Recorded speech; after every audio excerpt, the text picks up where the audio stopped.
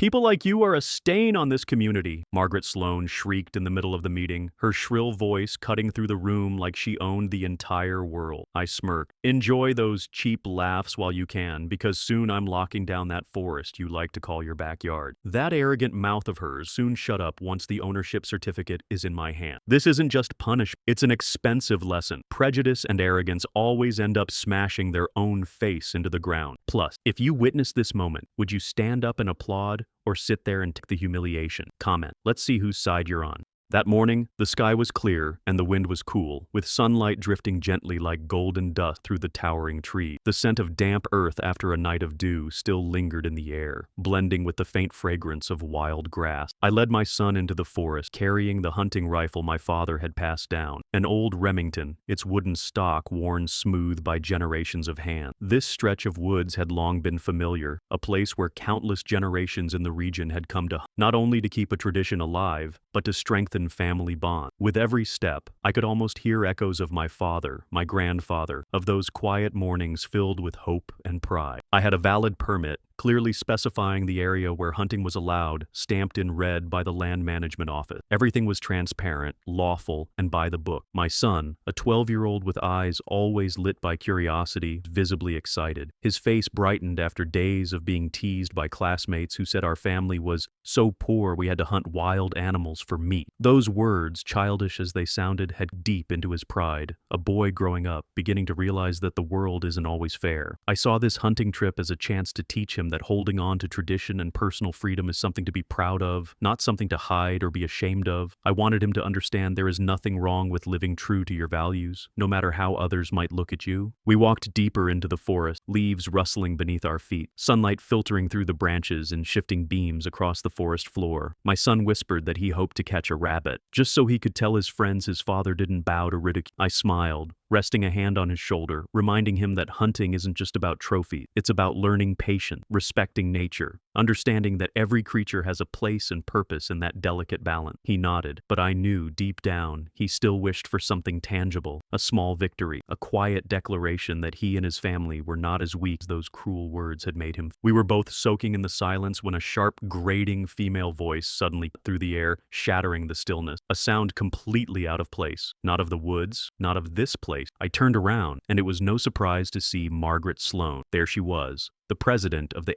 HOA, showing up as if placed by design to cause trouble. She wore a light-colored suit. No one dresses like that for the woods, unless they don't truly belong here. Her face was smug, her eyes full of judgment, as if I were some outsider who had no right to exist in this place. She pointed straight at me, shrill voice cutting through the air like a siren. "You're violating community rules. Pay $1,000 now." The tone of her voice carried the weight of a sentence, and I knew immediately this wasn't some routine warning. Margaret was known for treating the HOA like her personal kingdom, a place where only those she approved of got to stay, and anyone who crossed her got pushed out. I had heard the whispers about her, about how she found ways to drive out families who didn't right mold. Today, I realized it was my turn. I kept my voice steady, trying not to let my son see the anger rising in me. I reached into my bag, pulled out the hunting permit, and held it out to her. "I have a legal license to hunt. This land is not under HOA jurisdiction." I even pointed to the government-issued stamp to avoid any confusion. But Margaret didn't bother to look. She scoffed, the kind of scoff people give when they believe they hold absolute power. "Around here, the law is me," she said, cold as ice. That wasn't a misunderstanding. It was a declaration of ownership, a dismissal of all the legal rights I held in my hand. My son trembled, stepping back, eyes locked on me, waiting for an answer. I felt the insult deep. After years of hard work, I had finally managed to move my family here, a place with good schools, wide park, and what was supposed to be a civilized community. I believed in doing things right, in the good that comes from honest effort. But standing there in the forest, under Margaret's scornful gaze, I understood that my skin, my background, my story, those were still enough for some people to look down on me, to try and crush. It wasn't long before neighbors began to gather. They clustered around us, eyes full of confusion and curiosity. Few stood close together whispering, and I caught a sharp voice hiss, "It's that new black guy again." The words weren't loud, but they were enough to draw quiet snickers from the group. They didn't need to shout it, just a passing phrase was all it took to turn me into a joke. My son dropped his gaze to the ground, fists clenched, his shoulders trembling. I knew that in that moment, something pure inside him had cracked. Margaret crossed crossed her arms, looking around as if performing for a familiar audience. She was waiting for me to push back, to give her an excuse to crush whatever confidence I had left. I glanced at the neighbors and saw them just watching, silent, not a word from anyone. That silence hurt more than any insult. It told me that in this place, justice had been replaced by fear and obedience. I didn't answer her contempt with a shout. I just held Margaret's gaze. I folded the permit, slipped back into my pocket, then placed my hand on my son's shoulder. "Let's go home." The boy looked up at me, eyes red, waiting for an explanation. But I only said soft just enough for him to hear, "Real justice never lives in the hands of the arrogant." I knew he didn't fully understand, but I needed to plant the seed. We walked away, leaving behind the eyes still watching. My steps were heavy, but inside me, quiet fire had started to burn. Margaret Sloan might think she landed the first slap, but she didn't know that from this exact moment, I had sworn to return it tenfold, not with fists, not with shouting, but with resolve, with actions that would show her some people, once they rise, never bow again. My son walked beside me and asked in a choked voice, "Dad, why does she hate us so much?" I couldn't explain the harsh truth of prejudice, of how some people wear power like a weapon to crush others. I simply replied, "Because she thinks she is the law, but we'll show her the real law doesn't belong to her." Every step toward home was a silent vow. From that moment on, Margaret's words echoed in me. Around here, the law is me. She had just planted the seed of a battle, and I knew I would never back down. This was only the first slap, but that slap had become a spark, the beginning of a counterstrike she could never see coming.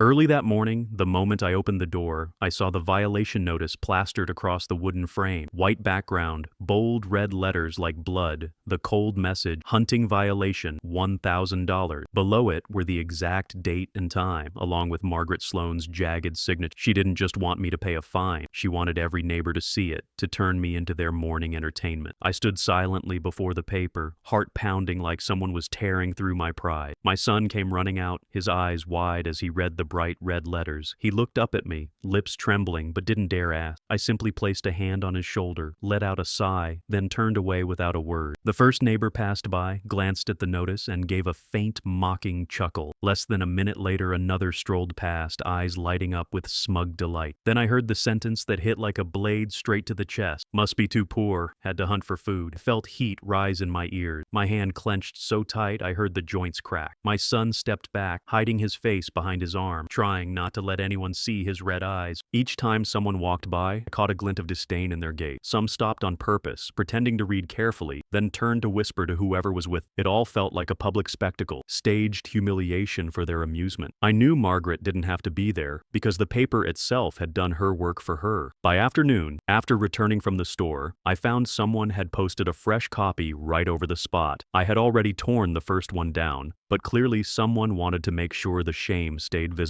Margaret's game was no longer about rule. She wanted to remind me every single day that this place wasn't meant for people like me. When my son came home from school, he hadn't even reached the gate before the neighborhood kids swarmed. They pointed and burst into laughter. One of them shouted, "There goes the poor hunter's kid!" The sharp cackling echoed as he lowered his head and ran inside. The door slammed shut behind him, and I stood frozen. I had never seen a look so full of both shame and despair as the one he gave me before disappearing into his room. Night fell, and I kept staring at the notice still stuck to the door, the streetlight casting a glow that made the red letters burn even brighter. I tore it to pieces and threw it in the trash. My son quietly watched from behind, and for a moment, I thought I saw a flicker of hope in his eyes. I kept my voice steady, just loud enough for him to hear. "We're not going to let them keep walking all over us." Inside me, fire had started to burn. Not fire of despair, but the fire of resolve. Margaret Sloan thought she had won by turning me into a joke in front of the neighbors, but she had no idea that in this very moment I had sworn to give it all back many times over. The HOA meeting that day was more crowded than usual. Every seat was filled, the room buzzing with low chatter and the weak smell of watered-down coffee drifting from the back table. I walked in, feeling every eye turn toward me. Strange faces mixed with looks of contempt made the air feel stifling. I sat in a corner, my son beside me, his hands gripping my shirt tightly as if afraid of getting lost in a hostile crowd. Margaret Sloan stepped onto the wooden podium, carrying herself with the confidence of someone running a miniature parliament. Her light-colored suit made her stand out in the room, her eyes sweeping across the crowd with the certainty that no one would dare oppose her. Her voice rang out sharp and shrill. "We need to discuss a serious issue. Someone has brought primitive hunting habits into this community." She paused, deliberately glancing straight at me, the corner of her mouth curling. "Hunting is the pastime of savages. It has no place in a civilized community like Lakeside." The room stirred with muffled laughter, a few people covering their mouths, some clapping half-heartedly. I sat still, my throat tightening. The hunting license in my pocket felt useless in the face of this public spectacle. My son bowed his head, his eyes flashing with a mix of anger and shame. He turned to me, his look silently asking, "Why are they allowed to humiliate us like—" I swallowed my rage, forcing my face to remain calm,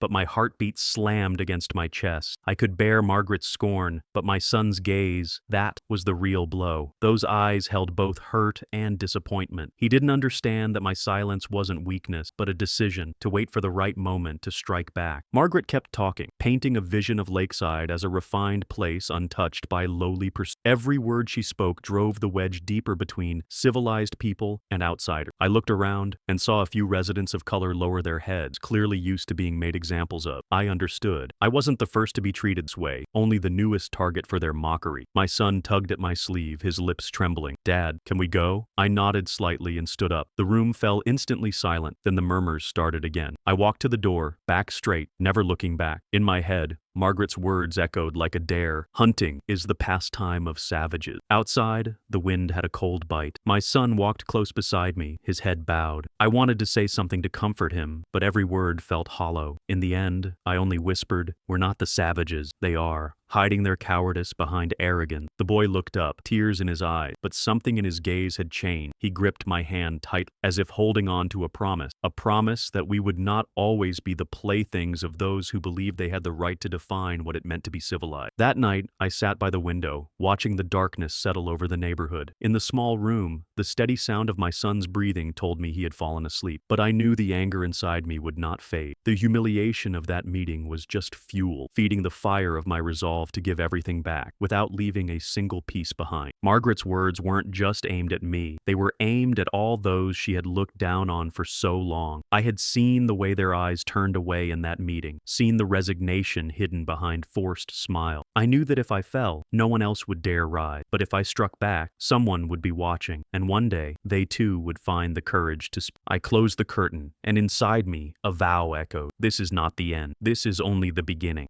After that humiliating meeting, I came home with a heavy heart. My son was asleep, but the image of his quiet, wounded, and ashamed eyes stayed with me like a blade twisting in my chest. I sat down at my desk, turned on my computer, and made a decision. I wouldn't let that shame pass without meaning. If Margaret Sloan believed she could use the HOA to control my life, then I would find a way to prove her wrong. I began digging through local land records. Back when I worked in finance, I was used to combing through legal documents, searching for the small details others missed. That experience had become my most valuable weapon. I reviewed every map, every publicly filed contract. After hours of searching, my eyes landed on a note so small most people would have overlooked. Forest the HOA always referred to as community land didn't actually belong to the HOA. It was leased from a real estate development company, and more importantly, the lease was set to expire in just a few months. My heart pounded. I pictured Margaret boasting at the meeting, painting her grand vision of a civilized community, while the very land she used to showcase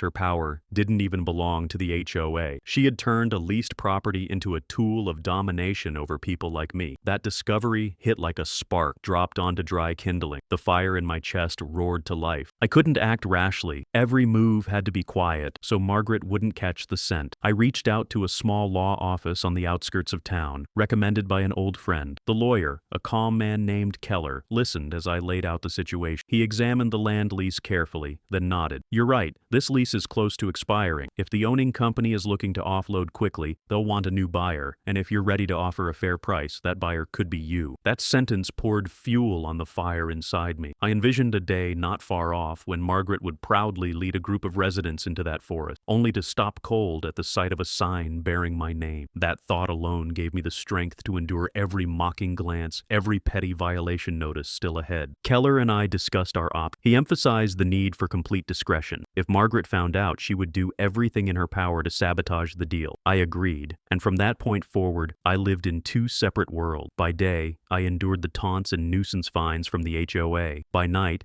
I quietly gathered documents, made phone calls, sent emails, and built my counterattack piece by piece. My son asked more than once why I stayed up so late. I only patted his head and said I was working on making things better. I knew it wasn't the time to explain, not yet. The plan needed the perfect moment. Fire in my chest had become something solid, a clear, steady resolve. Margaret Sloan had started this war, and I was going to be the one to end it. Since discovering the truth about the forest, I no longer felt cornered. On the contrary, I could sense the board beginning to shift. Every time I found a new violation notice stuffed into my mailbox, I didn't feel the same rising humiliation. I saw it as a personal reminder. Be patient. Wait for the moment to strike back. Inside me, a single sentence rang clear, like an unbreakable vow. If they dared to turn my freedom into a joke, I would from them the very thing they valued most. And when that moment came, Margaret would finally understand what it means to feel the fire inside the chest of a man pushed to his limit. One weekend, the residents of Lakeside gathered at the small lakeside park for a picnic. The sky was clear, laughter filled the air, and the smell of grilled food drifted across the grass. I brought my son, hoping he could feel like part of something again, ease the weight of everything that had happened. He held a can of soda, eyes cautious as they scanned the crowd. I forced a smile, wanting to show him there were still moments of normalcy in this community. But it wasn't long before Margaret Sloan appeared. She made her way across the lawn with the confident stride of someone used to power. Her light-colored suit stood out among the casually dressed crowd. She took the microphone and began talking about community unity, then suddenly raised her hand and pointed directly at me. Her voice rang out, loud enough for everyone to hear. People like you lower property values around here. The entire park fell silent for a beat. Then the murmurs started. Some people glanced at me like they were mentally calculating the worth of my home, and others let out faint laughs. I saw my son lower his head, his face flushed shame. My chest tightened, but I held onto his shoulder, trying to steady him. I knew I was being turned into a public target for her to showcase her control.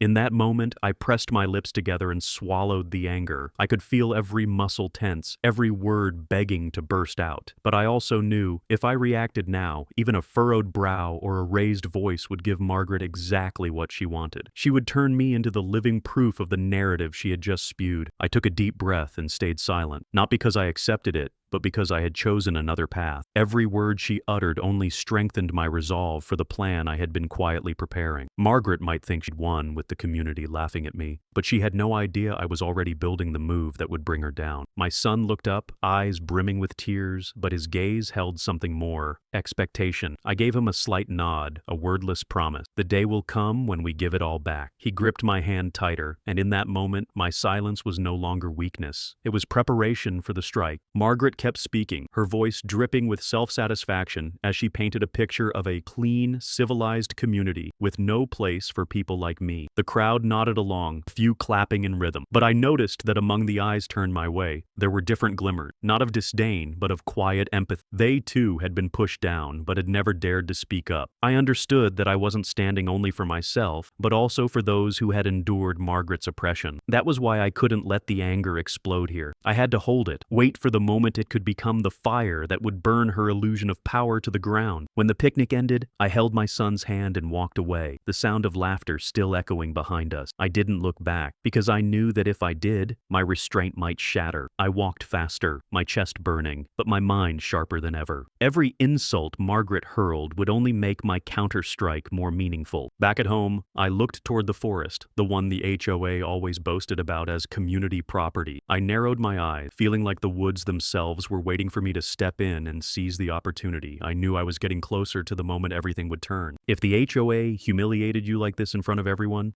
would you stay silent, strike back? Leave a comment. Let's hear your side. Just a few days after the picnic, I received another violation notice. A white envelope had been shoved under the door, containing a long list of offenses. The color of my front gate was deemed non-compliant, even though it had been approved when I moved in. The lawn was cited for exceeding the allowed height, even though I had mowed it less than a week ago. Even my son's bicycle leaning against the porch was listed as aesthetics rupture. The total fines added up to several $100s, with a clear deadline for payment. I read every line, my chest burning. This wasn't oversight. It was a deliberate act of retaliation retaliation. Margaret Sloan was using every petty rule she could find to turn my life into hell. My son saw me holding the notice, trembling hand. He stood silently for a moment, then softly asked, "Dad, what do they want this time?" I didn't answer. I just placed a hand on his shoulder, not wanting him to hear the bitterness in my voice. That afternoon, I heard a commotion outside. When I opened the door, I saw Margaret leading the entire HOA board to my front yard. She stood at the front, face carefully made up, her eyes sharp as glass. Behind her were a few people holding notes, forming a scene that looked like a public inspection. Margaret cleared her throat and spoke loud enough for the whole street to hear. "People like this aren't welcome here. Best if he sells and leave." Her voice was like a blade, each word falling like a sentence. I felt the blood rush to my face, and my son froze beside me, his cheeks flushed with shame. I stepped off the porch and stood tall in front of her. "What right do you have to say that?" I asked, my voice low but firm. Margaret gave a dry smile, tilting her head like she was examining something beneath. "My right comes from this community. We all want to protect the value of this place. You and your wild hunting ways are dragging it down." The people behind her nodded. Few exchanged smirks. My son pressed against my back, his hands gripping my shirt like it was the only safe place left amid the storm of humiliation. I took a deep breath and held my ground, knowing that any reckless reaction would only give them more ammunition. "This community," I said slowly,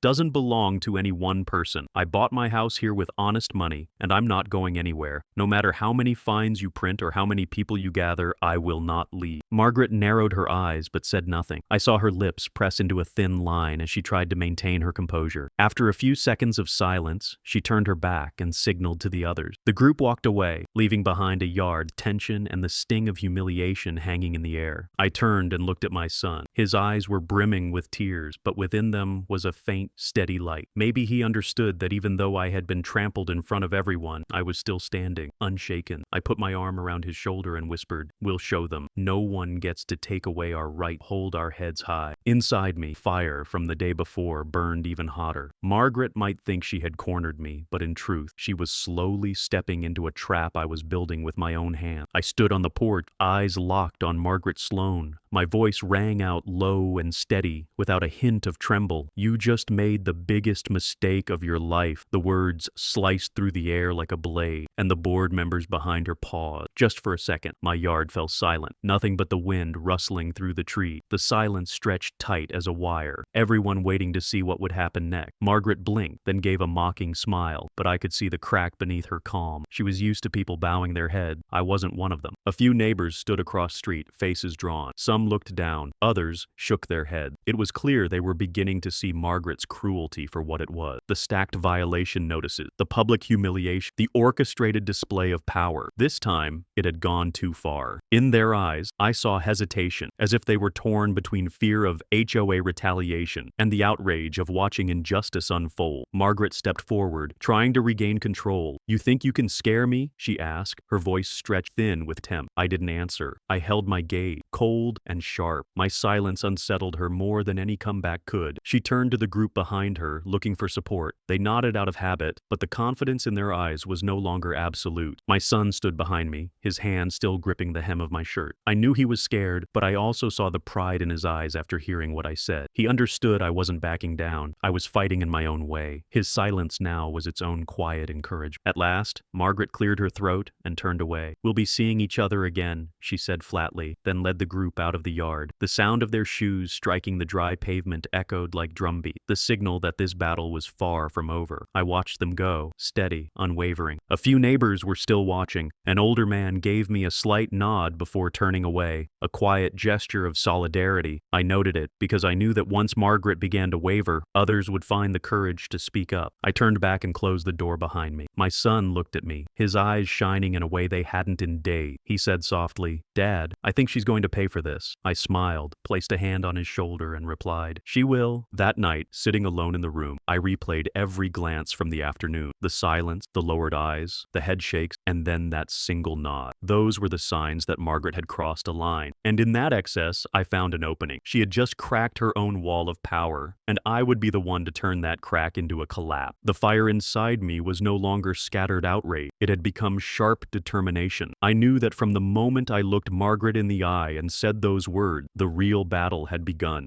After the confrontation on my front lawn, I knew Margaret Sloan wouldn't stop. Fines, the insult, they were only the beginning. She wanted to force me out in shame. But with every step she took, I found a gap in her path. The land records I had studied night after night revealed that the forest the HOA loved to flaunt wasn't actually theirs. It belonged to a struggling real estate company on the verge of collapse. If I moved fast, I could turn the one holding the knife into the one backed into a corner. I spent hours recalculating my finances. Years of hard work and saving had left me with something to use. I knew that to enter this game, I had to go all in, to accept the highest risk. In that moment, thought of my wife, of the promise I made to give our son a safe place to grow. This wasn't the peaceful place I had imagined, but that only made it more important not to run. If I fell here, my son would forever carry the scar of a family defeated and unable to stand up again. I called an old friend, a businessman I'd worked with years ago. When I explained the property, he chuckled, half surprised, half intrigued. "Are you serious? You're going to pour everything into a forest just to block the HOA?" I answered, voice calm but firm. "Not just to block, to end this abuse of power. And if you back me, promise the return won't be small." There was a pause on the other end. Then he said, "All right, I believe. I'll cover the rest so you can make the deposit." 2 days later, I sat inside the rundown office of the real estate company that owned the forest. Their representative, a man with sunken cheeks and an anxious look, didn't bother to hide his urgency. He looked over the paperwork I brought, then said flatly, "We need liquidity fast. If you have the deposit now, we're ready to transfer." I nodded and handed over the agreement prepared by my attorney. His hand trembled slightly as he signed, like he was unloading a weight he'd carried too long. The moment his pen touched the paper, I knew the door had opened. In that instant, the land Margaret had always paraded as community property slipped from her grasp and was one step away from becoming mine. Leaving the office, I stepped onto the street feeling heavy but solid. I knew I had placed my family on the line in a high-stakes bet, but I also understood there was no other way to silence Margaret's venomous tongue. She had no idea what was coming, still basking in the illusion of absolute control. Meanwhile, I now held the key to flipping the entire board. When I got home, my son ran out and asked, "Where were you all day, Dad?" I smiled, tousled his hair, and didn't explain everything, but I left him with a promise. Soon, we'll have a reason to hold our heads high. He looked at me, and the sadness in his eyes was gone, replaced by a quiet brightness. He didn't know the details, but he believed me, and that belief, that was all the fuel I needed to keep going. That night, I sat alone in my study, the yellow light casting shadows across stacks of paper. I opened the signed contract, turned each page slowly, feeling as though I held a concealed weapon, and outside, the neighborhood slept on, and Margaret was likely resting easy, convinced she had to the edge. She had no idea that in the dark, I had just closed a deal that would soon bring her to her knees in front of everyone. As I folded the file shut, I knew I had crossed into a new phase. This was no longer about fines or public insult. This was a battle for survival, and I had just stepped into a game I would not allow myself to lose. With the deposit contract signed,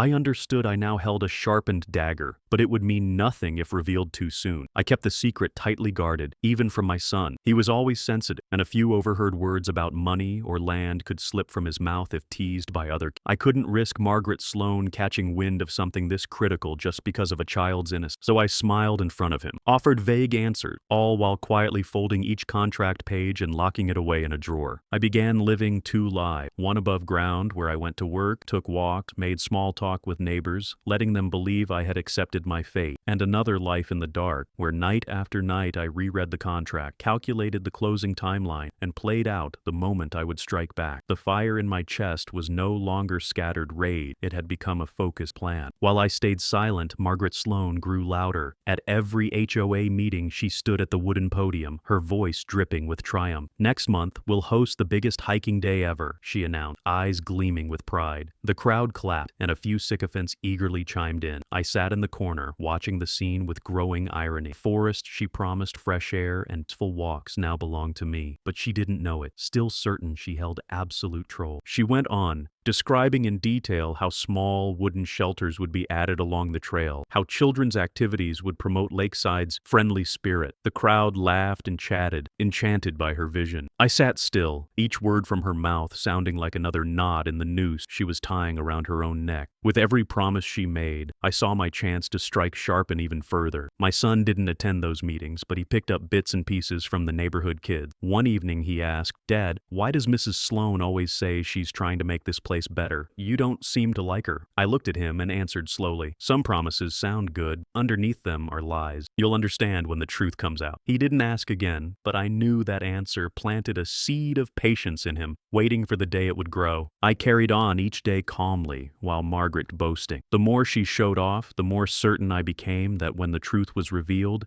it would land like a thunderclap. I didn't need to rush, because the dagger I was hiding in the dark fall at the perfect moment, and when it did, it would be sharp enough for the whole community to witness her brought to her knees. The day Margaret Sloan had been boasting about so long finally arrived. From early morning, I heard the noise echoing across the neighborhood. People brought flags, hung banners, and even rented loudspeakers to cheer for what they called biggest hiking day in lakeside history. Cars lined the street. Residents streamed toward the forest, the atmosphere buzzing like a festival. I stood inside, watching through the window, feeling the blood in my veins boil with every passing second. This was the moment I had been waiting for, the moment to return everything she had done. The crowd, led by Margaret, marched toward the forest. She wore a light-colored suit, her face carefully made up, her smile full of self-satisfaction. She held a microphone, her sharp voice amplified by a handheld speaker. Today, we gather to enjoy the community's greatest asset, a symbol of unity and civilization. Applause erupted as if everyone believed those words. Everyone but me. I knew she was staging a performance built on lies, a performance that would collapse the moment I stepped in. As the crowd approached the trailhead, I appeared. I had prepared in advance, placing a bright red sign right at the entrance. The white letters stood out, every word an arrow aimed directly at the eyes of everyone present. Private property. Trespassers will be prosecuted. Hunting permitted. The sign stood taller than a man. Impossible to ignore. The crowd froze. Murmurs spread, louder and faster. People looked at one another, then turned to Margaret, waiting for an explanation. Margaret stepped forward,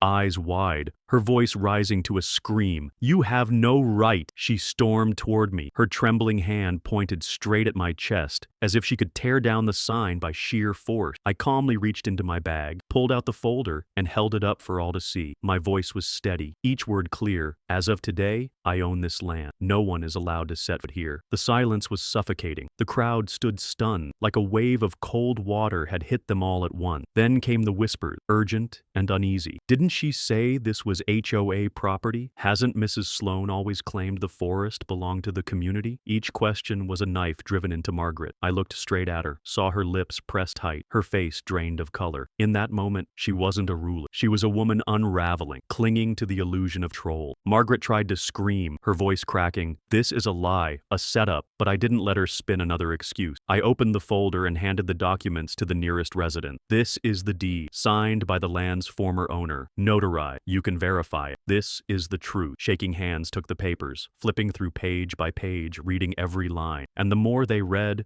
the more their expressions changed. The murmurs swelled again. One by one, they began to confront Margaret. Why did you lie to us? What else have you been hiding? Margaret's back. Then another. I could see she was at a loss for words, unable to offer a single reasonable answer. The crowd that once trusted and feared her was now turning away. I, full of doubt, whispers laced with anger, whirled around. The throne she built over the years was collapsing before her eye, and I didn't have to say another word. My son stood behind me, eyes wide, face filled with astonishment. He had seen me remain silent through humiliation, had watched me lower my head during meetings, and now he was witnessing the moment the entire community looked at Margaret with nothing but. I leaned down and whispered so only he could hear. You see, truth always finds its voice. Margaret spun toward me, eyes burning with, but her voice trembled. You'll regret this, I answered, not loudly, just enough for everyone to hear. The one who should regret is the one who made lying a habit. The air turned chaotic. A group of residents stepped forward, confronting Margaret harshly. How long have you been lying to us? What did you do with our fees? The questions kept coming, sharp and unrelenting. I stayed where I was, not stepping in, letting the community itself unleash the fury they had bottled up for years. Amid the shouting, I turned to my son and saw his eyes glowing with pride. I knew this moment would stay with him forever. He would remember that his father wasn't just someone who was humiliated, but someone who flipped the entire board. Margaret was cornered, face flushed, her voice cracking. This is a setup, a betrayal, but the crowd no longer listened. Applause broke out from the back, then spread. Not applause for me, for the truth that had finally surfaced. It was the sound of a community waking up. I knew the battle wasn't over, but this blow had struck Margaret at the core. Her mask had fallen right in front of those who once supported her. Now, All she had left was a hollow rage, while I stood holding not just the deed to the land, but the fresh trust of the eyes now turning toward me. I turned away and walked out of the crowd, without needing to say another word. Behind me, the arguing and questions coming, relent. Inside, fire burned fiercely, but it was no longer blind rage. It was the fire of a first degree, of retaliation brought to its peak. That night, as the neighborhood slowly settled into silence, I sat on the porch, looking toward the forest. The red sign still stood tall, catching the moonlight like a declaration. I closed my eyes, let my body relax, and let myself taste the sweetness of satisfaction. This wasn't the end. It was only the beginning of a collapse Margaret would be forced to face. Have you ever felt that satisfaction when someone who once looked down on you is broken in front of everyone? Share your thought. The air behind the red sign felt like a bomb had just gone off. The early murmurs quickly turned into a wave of anger. People stopped whispering and began raising their voices. An older man with graying hair, a longtime resident, stepped out in front of the crowd and pointed directly at Margaret Sloan. "You lied to us?" he said, his voice sharp and cutting, silencing the group for a moment. Immediately, others joined in. A young woman clenched her fist, face flushed. "You said this forest was the community's permanent property. Where are the documents? Explain yourself." Another voice cut in. "All these years we paid our dues, trusted your words, and it turns out this was all a scam." Margaret stepped back, eyes wide, lips trembling. In that moment, the confident, haughty version of her vanished, replaced by someone clearly shaken. She tried to recover her footing, but her voice cracked. "He played dirty. This is a setup. I know what he's done." I stepped forward, not shouting, not shaking, just meeting her gaze. "Dirty? I use the very rules you've weaponized for years. The law doesn't belong to you, and now everyone can see that clearly." I emphasized each word, loud enough for the crowd to hear. The faces turned toward me, shift first with surprise, then with recognition. Margaret opened her mouth to argue, but the barrage of questions overpowered her. A middle-aged man called out, "You said everything was transparent, so why have we never seen a deed?" An elderly woman leaned on her cane, voice trembling. "I remember clearly. You swore to us forest could never be sold. You swore in front of the whole community. What's that promise worth now?" Each question landed like a hammer. Margaret couldn't keep up. She stammered, looking to the board members behind her for support, but they only exchanged uneasy glances, their faces full of doubt. None of them spoke. Even her closest allies were starting to cry. I stood still, letting the storm of fury rise. This was no longer a confrontation between Margaret and me. It had become a reckoning between her and the very people who once supported her. Every eye locked on her was filled with disappointment and rage. A young man in the crowd shouted, "You told us we were paying monthly fees to maintain the forest. So where did the money go? Who held it? Who benefited?" The crowd erupted, questions overlapping, voices rising. No one wanted to hear excuses anymore. Margaret raised her hand, trying to regain control. "Everyone, please, let me explain." But no one listened. A woman shouted, her voice burning with fury. "We've been calm long enough, Mrs. Sloan. It's time you gave us real answers." I watched the scene unfold, a feeling rising in me that was equal parts satisfaction and cold detachment. She had once made me the laughingstock of the entire community, and now that very community had turned its back, cornering her. I didn't need to whisper or shout. The truth had spoken for itself. Margaret, stubborn and flailing, screamed in desperation, "He's a saboteur! Don't let him divide us!" But to the crowd, her voice now sounded like useless background noise. No one believed in that once powerful tone anymore. Several residents stepped forward, no longer keeping their distance. They wanted answers. They wanted to look directly at the lie. The empire Margaret had spent years building was crumbling from its foundation. I knew she would resist, but her grip on power had already begun to slip away, and once the cracks show, there's no piecing it back together. Margaret Sloan's face began to change. The red flush of fury faded, replaced by the pale shade of someone who had just swallowed ice. The light-colored suit she always wore as a symbol of control could no longer hide the trembling in her hands or at the corners of her mouth. She tried to stand tall, but her shoulders slightly, like someone bracing against storm she never expected to come this fast. The crowd around her murmured, no longer with laughter, no longer nodding in agreement as they used to whenever Margaret spoke. Instead, their eyes were cold, questioning, as if they were seeing a different person beneath the mask of authority. Few began to speak out. An old man shook his head and said plainly, "That's enough." A woman near the front row folded her arms and said bitterly, "All these years we followed you, and now we see we were fooled." I stood back and felt the moment settle in. For the first time, The authority of the HOA had been pierced, publicly, undeniably. No curtain was thick enough now for Margaret to hide behind. Her once commanding words only stirred more disgust. I could see it clearly. The layers of pride she had worn for years cracking, falling away piece by piece. Margaret tried to regain her stance, took a deep breath, but her voice trembled as she said, "This is just a misunderstanding, a dirty setup meant to bring me down." But the words carried no weight. The crowd answered with boos, and voices shouted back, "Then where's the paperwork? If it's a misunderstanding, show us proof. We paid our HOA dues. So where did that money go?" I stepped forward, not raising my voice, but speaking just loudly enough for everyone to hear. "This isn't a misunderstanding. This is the truth. And the truth just revealed who's really dirty here." I didn't need to say more, because Margaret's silence had already said it all. The air was tight like a wire, but instead of wrapping around me, it was closing in on Margaret. Faces that once applauded her were now cold as ice. Trust had shattered, and when trust disappears, power goes with it. I knew in that moment, no matter how much more Margaret screamed, she would never reclaim the position she once held. A young man spoke with steady conviction. "We need to review the entire operation of the HOA. We can't let someone like Mrs. Sloan continue to lead." The crowd nodded in unison, voices rising in agreement. That wave of resistance carried more weight than anything I could have said myself. My son stood beside me, gripping my hand. His eyes sparkled, a mix of pride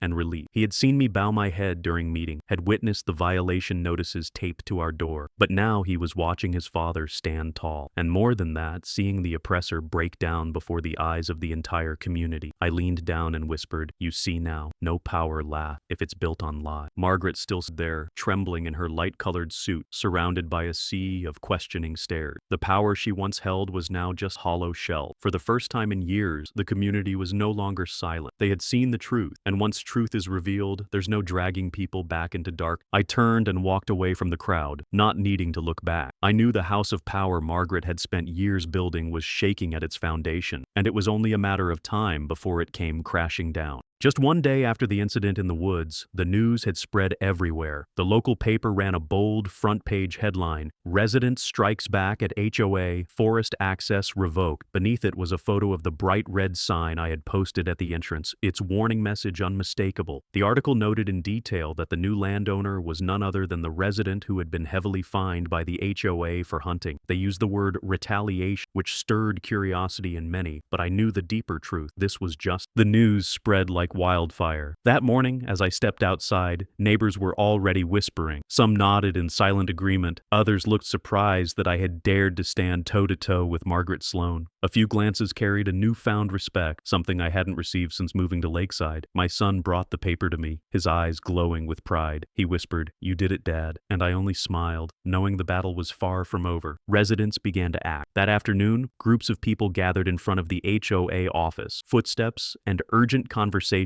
filled the street. Handwritten signs appeared, bearing messages like, "We want the truth," and "Where did our fees go?" No one hid their anger anymore. They had waited too long to erupt. Margaret Sloan still appeared, but this time without her usual calm. As she stepped out of the office, the crowd surged forward with a barrage of questions. A woman with short hair shouted, "You said the forest belonged to the HOA. How do you explain this?" A man held up a monthly fee statement. "I paid every dollar. Now tell me where that money went." Margaret raised her hand to quiet them, but the shouting drowned her out. Each question landed like a stone, forcing her back toward the office door. Her eyes darted, clearly losing control. I stood at a distance, watching the scene unfold, feeling both cold and satisfied. The empire she had built cracking, and the very people she once manipulated were now the ones demanding answers. A group of young residents moved toward the gate, chanting for the release of financial records. They wanted to know where every HOA dollar had gone over the year. An elderly woman beside me whispered, "I've lived here 30 years. I've never seen the community stand up like this." I looked at her and saw a glint in her eye, part joy, part anger, long suppressed. Local police arrived to maintain order, but they didn't intervene. They stood off to the side, seemingly understanding that this wasn't a riot, but a community reclaiming its voice. The louder the residents got, the clearer it became. They would no longer be silent. Inside the office, Margaret slammed the door shut, fists pounded against it, and voices kept rising. The crowd refused to disperse, vowing to stay until they got answers. Some had already started live stream, drawing hundreds of viewers within minutes. Comments flooded beneath the video. "She's a real fraud. Who does she think she is, treating people like that?" I turned away, offering no further word. What I had done was enough to ignite the fire, and now the community turned it into a full-blown blaze. Thought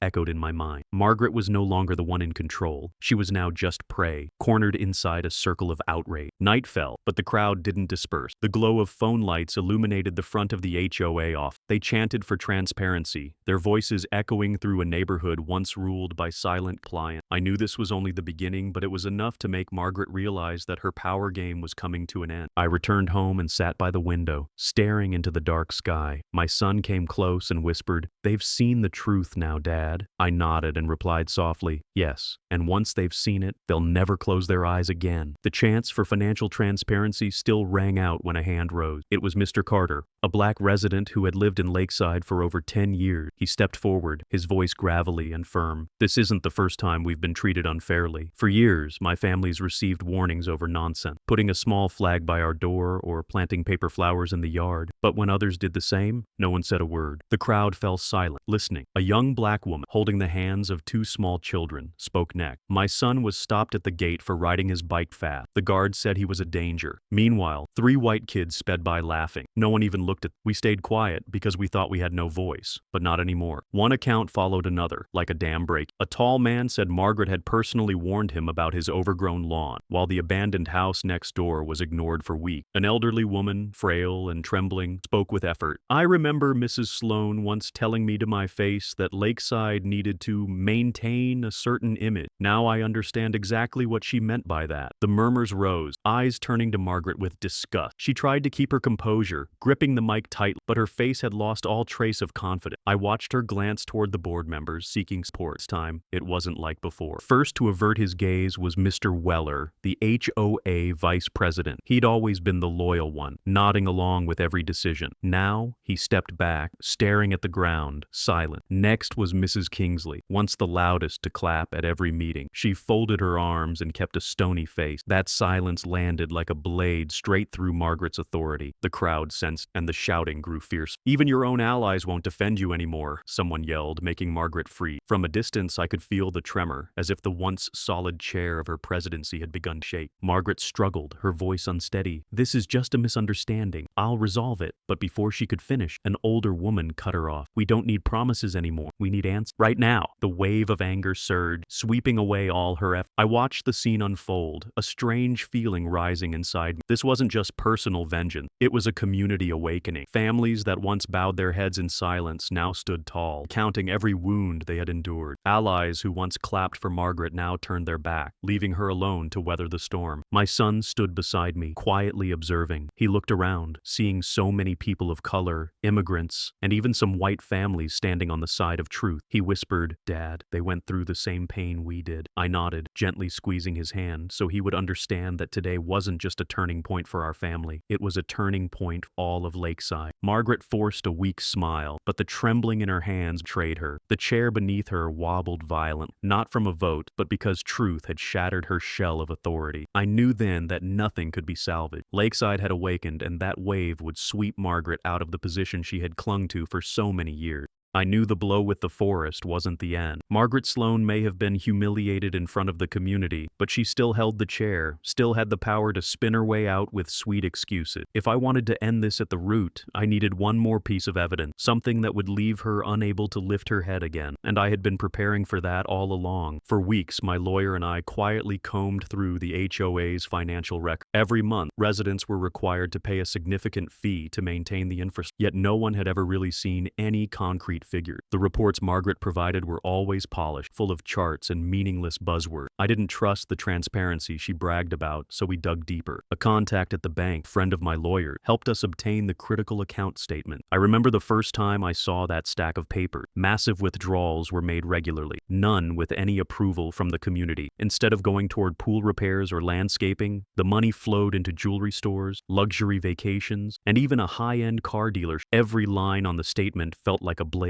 not just to Margaret, but to everyone who had ever believed in her. Holding those papers, I knew I had the winning card in this entire game. The hearing was held in a small city hall chamber. Every seat was filled, more Lakeside residents than I'd ever seen. No one came to listen to Margaret talk. They came to witness truth. She sat in the front row, still wearing her light-colored suit like it was her last suit of armor. She made small talk with those nearby, pretending to be composed, but the trembling hands on her lap gave her away. When our turn came, my lawyer stood. He didn't waste time. time, just calmly pulled a thick stack of papers from his brief. "These are the HOA's bank statements from the past 3 years," he said, his voice clear, and the room held its breath. First page, and began reading aloud. March 12th, $15,000 withdrawn at a jewelry store. July 25th, $22,000 transferred to Margaret Sloan's personal account. The following month, $30,000 paid for a Bahamas vacation. The numbers coming, hammer strike. The murmurs became shout. One resident jumped up, yelling, "You stole our money!" Another pointed a finger. "We trust and you betrayed us." Margaret tried to stand, her voice cracking. "It's all a misunderstanding. I used the money temporarily. I was going to return it." But no one listened. Every word she said only made things worse. Fury and hundreds of eyes fell upon her, and not a single ally rose to her defense. I sat in the middle row, silently observing. I didn't need to say another word because the evidence spoke for itself. Before my eyes, Margaret's fabricated empire exploded, its pieces scattering amid the shouts of the community. I knew from the moment the bank statements were laid on the table, the cards were face up and Margaret Sloan had no way out. The hearing room, already tense, descended into chaos after the financial records were revealed. In a final desperate attempt, Margaret shot up from her seat. Her voice, hoarse and shrill above the noise, cried out, "I did it all for the community." It rang out like a plea for help, but no one believed it anymore. Protests erupted immediately from every direction. A middle-aged man with a flushed face shouted, "What community? You used our money to buy luxury items, to go on vacation. That was for you, not for us." A woman from the back of the room screamed, finger pointed at Margaret. "She's been lying to us all these years." We stayed silent while she treated Lakeside like her private property. The crowd's uproar surged into a wave of fury, drowning out every excuse she tried to make. Margaret trembled, her eyes darting around in search of someone to cling to. But the board members who once stood beside her now lowered their heads, not one daring to speak. That silence marked the end of the power she believed would last forever. The crowd could no longer contain its anger. Questions rained down. Where did all our monthly fees go? Why were financial reports never shared? How long have you been living in luxury off our back? The presiding officer struck the gavel multiple times to restore order, then delivered the decision after the council reviewed the evidence. His voice rang firm and clear. Based on the documentation presented, the council hereby orders Margaret Sloan to repay all embezzled funds in full. Furthermore, she is permanently barred from holding any position within this community. Those words fell like a blade, severing the last thread of power she clung to. The room erupted. People stood and applauded. Some cheered. Others burst into tears, finally releasing years of silent frustration. Margaret collapsed into her chair, hands covering her face. Her once pristine, light-colored suit now wrinkled, stripped of the arrogance that once declared, "I am the law." I remained still, watching the scene unfold with calm eyes. I had no need to say more. The community had seen the truth, the law had spoken, and Margaret was left with only disgrace. My son sat behind me, his eyes shining. He had witnessed all the times I'd been humiliated, and now he was watching justice unfold. He whispered, "You were right. She had to pay." I placed a hand on his shoulder, saying nothing, feeling finally it. The sight of Margaret Sloan leaving the room was one no one would forget. She staggered forward, her hair disheveled, her eyes vacant. No one reached out a hand to help. Those who once stood beside her now stepped aside to let her pass. An empire built on arrogance and greed had collapsed in a single afternoon, witnessed by everyone. What do you think someone as arrogant, discriminatory, and greedy as that truly deserves? Share your thoughts below.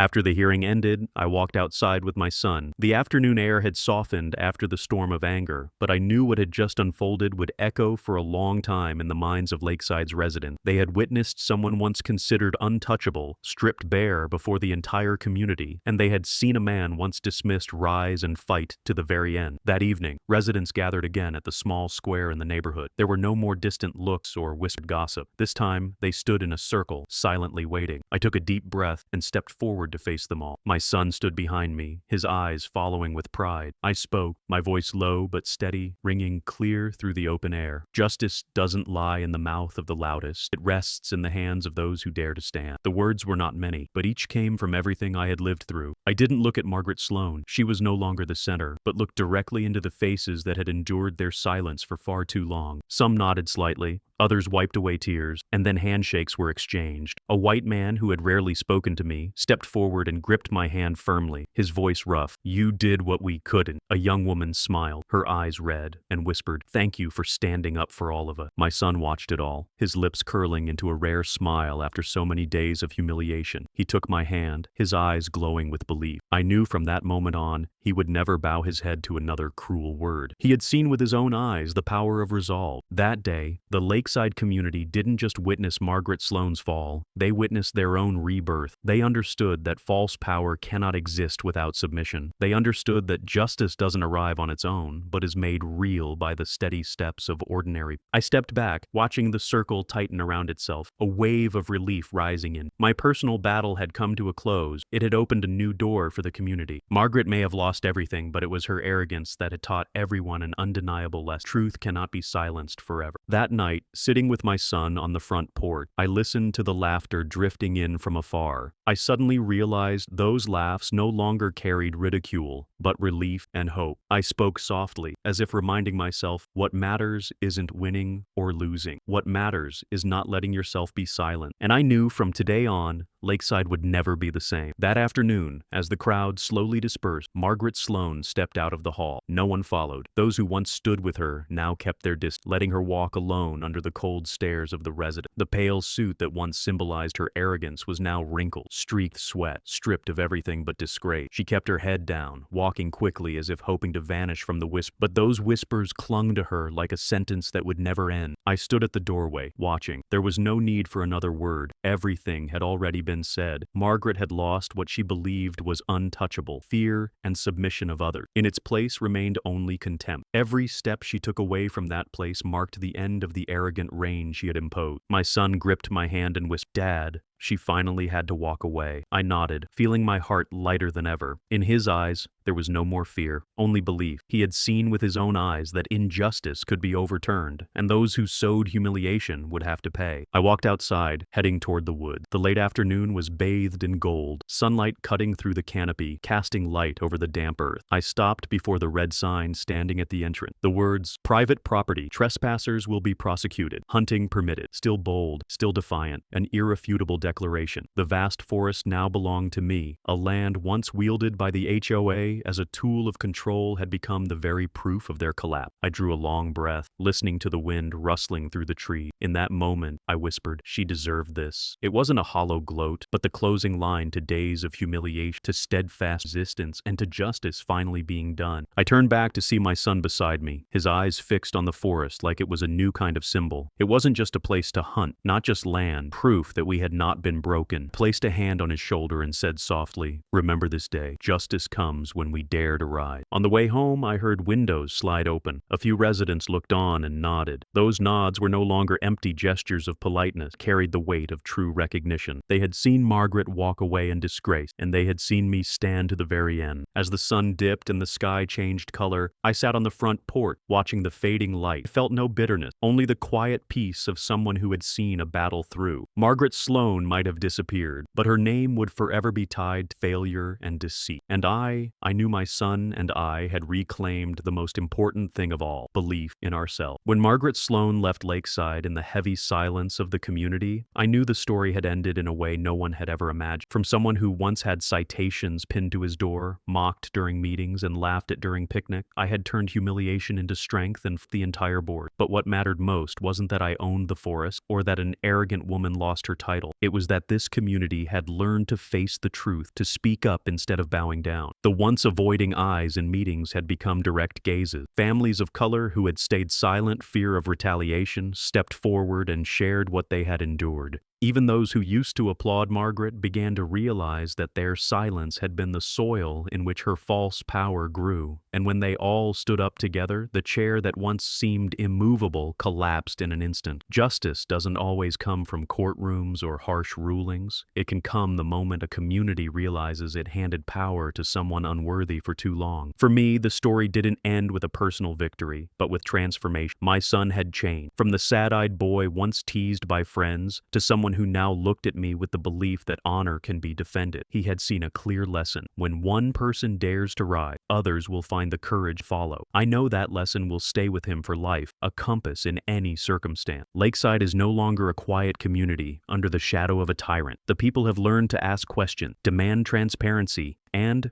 most importantly, recognize their power when they stand united. That change is more important than any win I could claim, because someday when I leave this place, they will still be here, defending justice with their own voices. The lesson is clear. Don't let fear bind you, and don't believe you can't make a difference alone. Justice doesn't come from lofty slogans, from the actions of ordinary people who dare to confront injustice. Margaret Sloan didn't fall just because I bought for it. She fell because the entire community finally woke up, and that was the greatest victory of all. I looked toward my forest and smiled. It's not just a stretch of land to hunt on, it's a symbol of relentless struggle. If someone were to ask me what mattered most after everything, I would say, never stay silent when justice is being trampled. Once you dare to speak, truth will spread, and eventually, the whole community will stand with you.